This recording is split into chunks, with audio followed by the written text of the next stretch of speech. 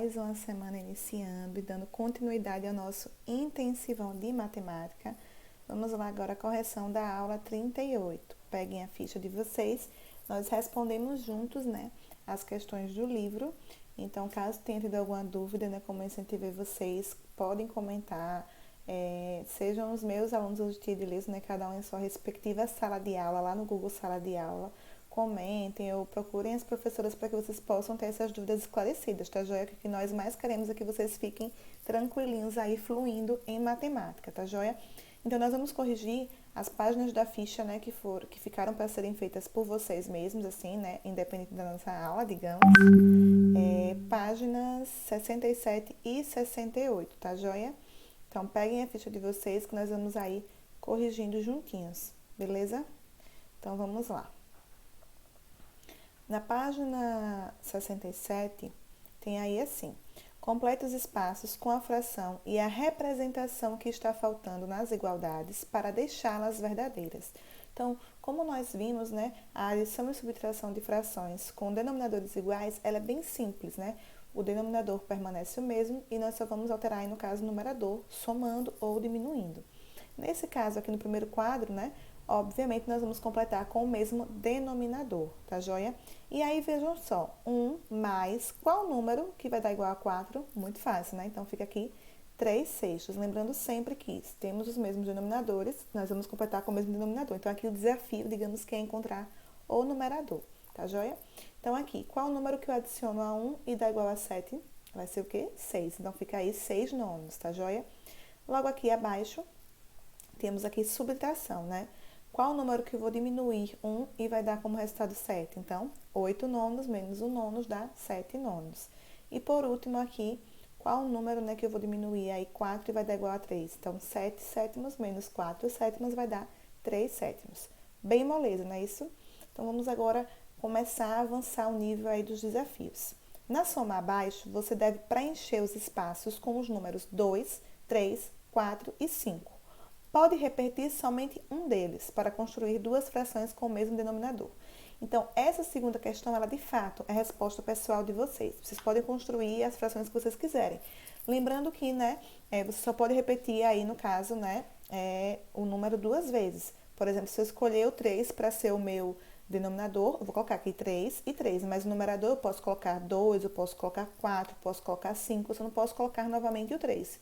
Então, essa questão aqui fica a critério de vocês, que é justamente para que vocês construam duas frações com o mesmo denominador e possam aí já efetuar a adição, tá joia?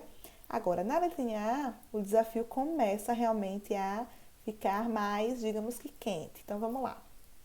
Agora, preencha de maneira a fazer a menor soma possível. Represente o resultado em fração e número decimal. Então, de que forma eu consigo representar, né, uma fração para que a sua soma fique a menor possível? Primeiro, nós vamos pegar o maior algarismo para ser o denominador. Nesse caso aqui, entre 2, 3 e 4, o maior, 2, 3, 4 e 5, o maior número que nós temos é o 5. Então, o 5 vai ser o nosso denominador. E já os numeradores, né? Nos numeradores, nós vamos utilizar o quê? Os menores números, que no caso aí são 2 e 3. Então, formamos 2 quintos e 3 quintos. Vamos somar normalmente, dá o quê? 5 quintos.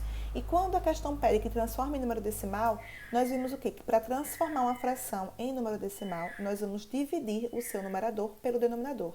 Nesse caso aqui, quando eu pego 5 e divido por 5, eu encontro o quê? Um inteiro. Então, esse é o nosso resultado. Então, lembrem-se, né? Quando eu quero encontrar uma soma, né, a menor soma possível, né, eu vou manter lá o numerador, os menores algarismos no numerador e os maiores no denominador, tá joia? Então, vamos lá prosseguir para a letrinha B. Preencha os espaços de maneira a fazer, agora queremos o contrário, a maior soma possível.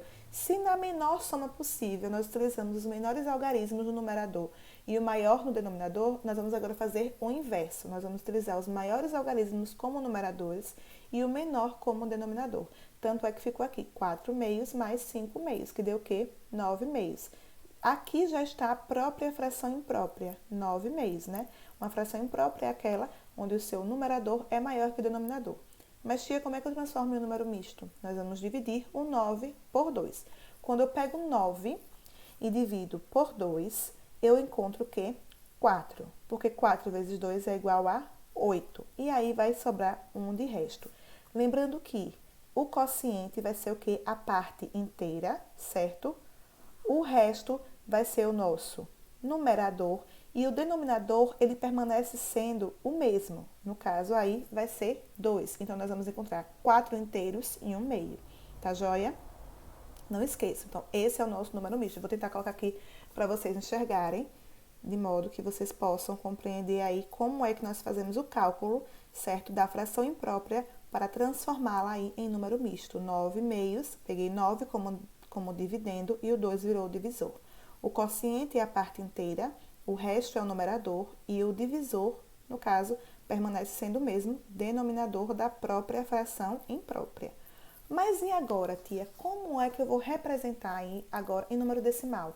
Nós vamos, digamos que, dar continuidade a essa continha aqui. Mas eu vou fazê-la aqui para que a gente possa aí conseguir encontrar um resultado ok, tá joia? Eu estou usando aqui um papel, porque foi a forma mais prática que eu achei de deixar para vocês, porque a minha lousa é pequena, enfim, tem vários poréns, e a gente sabe que a gente está se virando como pode. Então, vamos lá aqui. Quando eu faço aquela conta, ela fica dessa forma aqui que eu estou mostrando a vocês, tá joia? Vai ficar bem assim. Então, eu tenho o resto 1. Então, para que eu consiga fazer uma conta decimal, o que é que eu faço aí? Eu vou acrescentar um zero ao resto. E ao acrescentar um zero ao resto, eu vou colocar uma vírgula lá no dividendo, certo? Ou no quociente, me desculpem. Olhem aqui. Acrescentei o zero do lado do 1, virou 10. E eu pego uma vírgula e coloco logo após o número inteiro, que no caso aí é o 4. Quando eu pego 10 e divido por 2, eu tenho o quê? 5, porque 5 vezes 2 é igual a 10. E aí sim eu fecho a minha conta. Então, o número decimal que é referente a essa fração imprópria, 9 meios, é o quê? 4,5. Tá joia? Então, essa é a nossa conta, essa é a forma que nós utilizamos para encontrar um número decimal referente a uma fração. Sempre que vocês verem um número menor lá e vamos ter que dividir por um número maior, eu posso acrescentar o zero? Posso. Posso sim. E aí, acrescento uma vírgula lá ao quociente. Isso no primeiro caso. Se por acaso sobrasse ainda mais resto, eu quisesse continuar encontrando, né, as próximas casas decimais aí desse número, eu iria acrescentando zero, mas eu não colocaria mais vírgula, obviamente. Mas por enquanto que nós estamos aprendendo, que vocês estão estudando, é dessa forma, tá joia? Então, assim, parece difícil, mas quando a gente começa a praticar, a gente começa a se familiarizar, não é tão difícil assim, ok? Então, essas são as táticas para encontrarmos, né, tanto o número misto como o número decimal aí usando a divisão, porque toda fração é uma divisão. Terceira questão aí. Clara conheceu a horta da escola com seus amigos. A horta era dividida da seguinte maneira. 1/5 do espaço destinado ao plantio de cenouras. Então, 1/5 desse espaço era o quê? De cenouras, certo? 1/10 era de quê? Rabanete. 1/10 de rabanete. Um outro décimo aí era de quê? De beterraba. 2/5 era o quê? De alface. E o restante, que eu não sei, era de tomate. Então, veja só, a letrinha A é moleza. Que fração representa a parte da horta destinada aos plantios de cenoura e de alface? Se eu sei que cenoura era 1/5 e alface 2/5, eu tenho aí 1/5 mais 2/5. Simples, né? Mantenho lá o denominador e somo aí o numerador. Então, 1 mais 2, 3. Então, a resposta fica 3/5. Moleza aí.